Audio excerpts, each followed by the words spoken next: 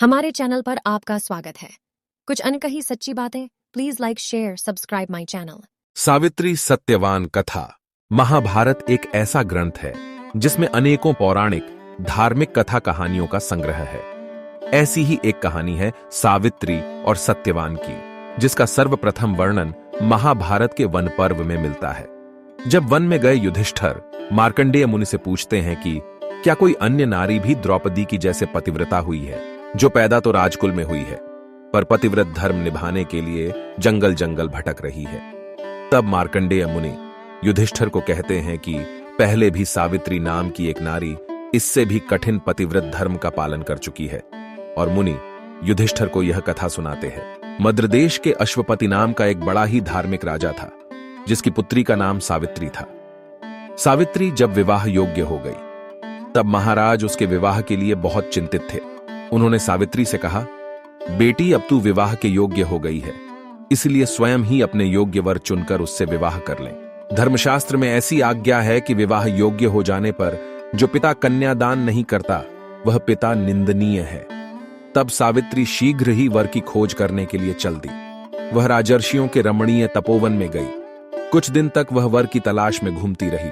एक दिन मद्रराज अश्वपति अपनी सभा में बैठे हुए देवर्षि बातें कर नारद जी ने जब राजकुमारी के बारे में राजा से पूछा तो राजा ने कहा कि वे अपने वर की तलाश में गई हैं। जब राजकुमारी दरबार पहुंची तो और राजा ने उनसे वर के चुनाव के बारे में पूछा तो उन्होंने बताया कि उन्होंने शाल्व देश के राजा के पुत्र जो जंगल में पले बढ़े हैं, उन्हें पति रूप में स्वीकार किया है। उनका नाम सत्यवान है।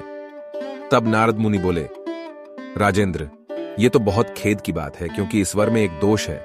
तब राजा ने पूछा, वो क्या? तो उन्होंने कहा, जो वर सावित्री ने चुना है उसकी आयु कम है। वह सिर्फ 1 वर्ष के बाद मरने वाला है। उसके बाद वह अपना देह त्याग देगा।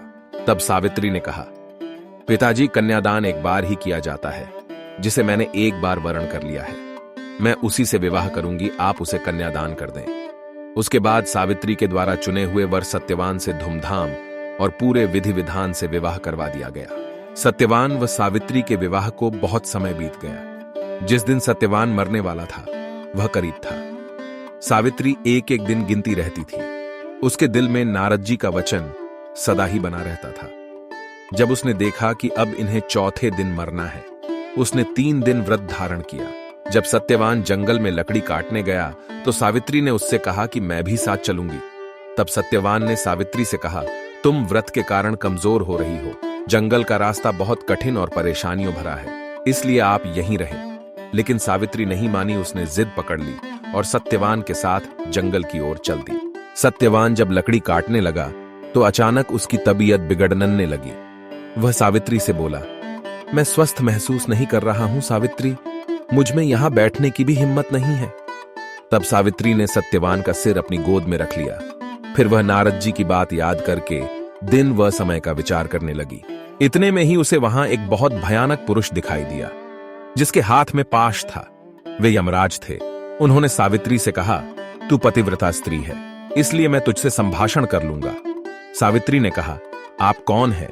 तब यमराज ने कहा, मैं यमराज हूं। इसके बाद यमराज सत्यवान के शरीर में से प्राण निकालकर उसे पाश में बांधकर दक्षिण दिशा की ओर चल दिए। सावित्री बोली, मेरे पतिदेव को जहां भी ले जाया जाएगा मैं भी वहां जाऊंगी। तब यमराज ने उसे समझाते हुए कहा, मैं उसके प्राण नहीं लौटा सकता, तू मनचाहा वर मांग ले। तब सावित्री ने वर में अपने श्वसुर की आंखें मांग ली। यमराज ने कहा, तथास्तु, लेकिन वह फिर उनके पीछे चलने लगी। तब यमराज ने उसे फिर समझाया और वर मांगने को कहा। उसने दूसरा वर मांगा कि मेरे श्वसुर को उनका राज्य वापस मिल जाए। उसके बाद तीसरा वर मांगा, मेरे पिता जिन्हें कोई पुत्र नहीं है उन्हें 100 पुत्र हों। यमराज ने फिर कहा, सावित्री, तुम वापस लौट जाओ, चाहो तो मुझसे कोई और वर मांग लो। तब सावित्री ने कहा, मुझे सत्यवान से 100 यशस्वी पुत्र हों।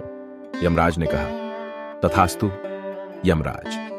फिर सत्यवान के प्राणों को अपने पाश में जकड़े आगे बढ़ने लगे। सावित्री ने फिर भी हार नहीं मानी। तब यमराज ने कहा, तुम वापस लौट जाओ।